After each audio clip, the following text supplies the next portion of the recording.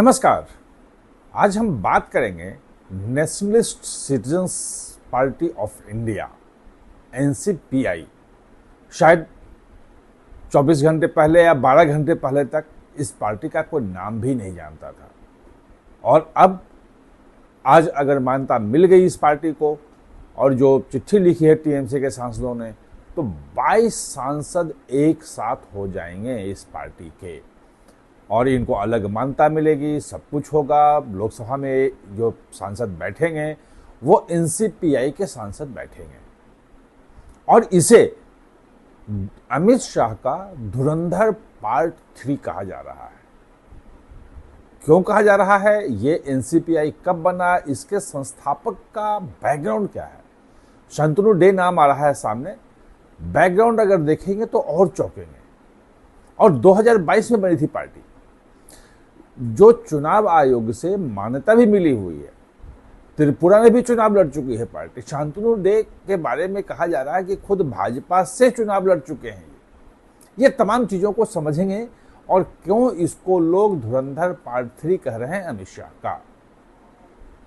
तो सबसे पहले कि ये जो nationalist citizen party of India को अगर आप देखेंगे, अगर हिंदी अनुवाद करें, अंग्रेजी में नाम है वैसे, तो राष्ट्रीय जनता पार्टी बनता है।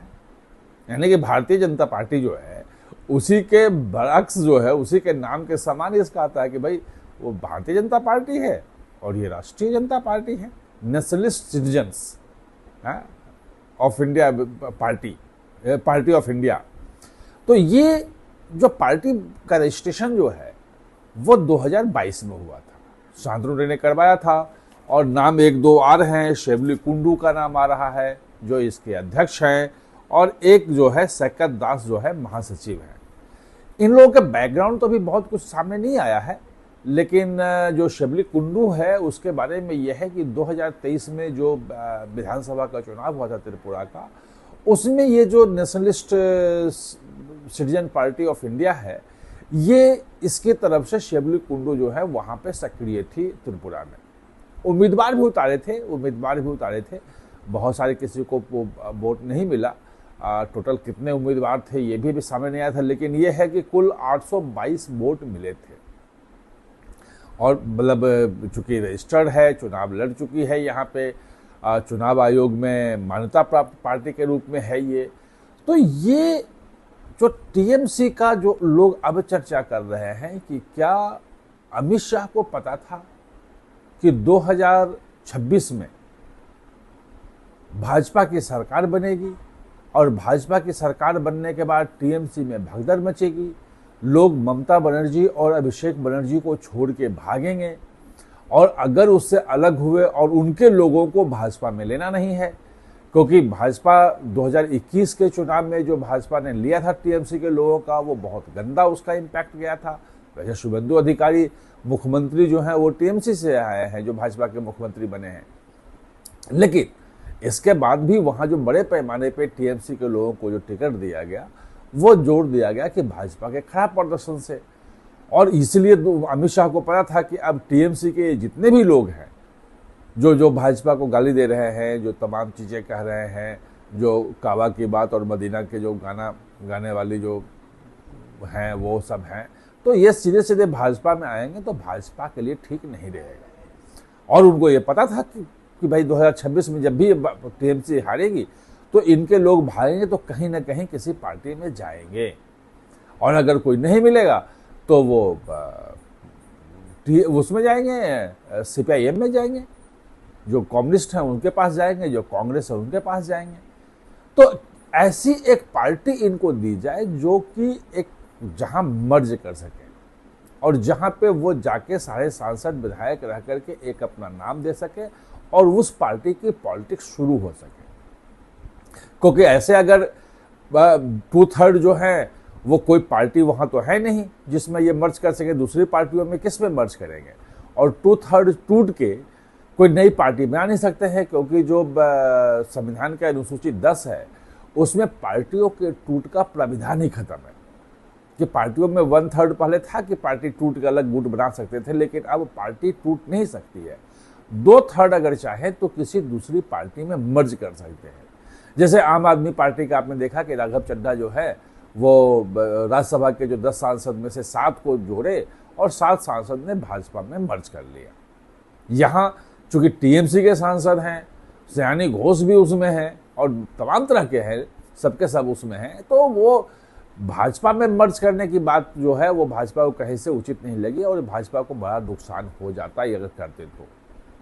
यानी कि ये तमाम पटकथा, जैसे हमें आश्चर्य होता है धुरंधर को लेकर के कि क्या इस ढंग से आरएडब्ल्यू जो है वो अपना प्लान करती है और पूरा का पूरा पाकिस्तान जो है प्रधानमंत्री से लेकर सब उसके आगे पीछे घूमता है और पूरा जो कराची पे वो राज करता है और तमाम जो उनके लोग हैं उनको उन्हीं के बीच रह के मारता है।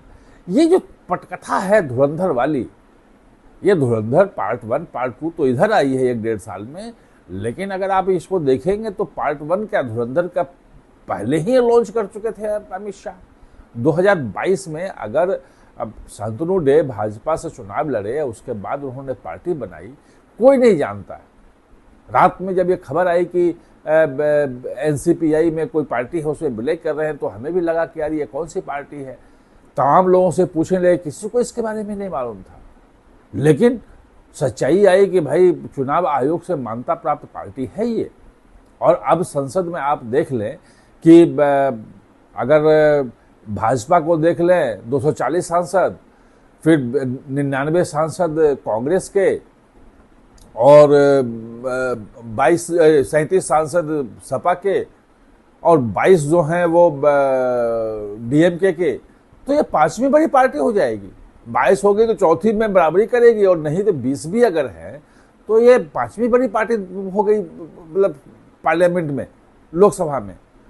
तो ये 4 साल से गुमनामी में ये पार्टी बनी, पार्टी का नाम समान है। ये कुछ मतलब लोग यही कह रहे हैं कि जो अमित शाह को जो भारतीय राजनीति का जो आधुनिक चाणक्य कहा जाता है वो यूं ही नहीं कहा जाता है।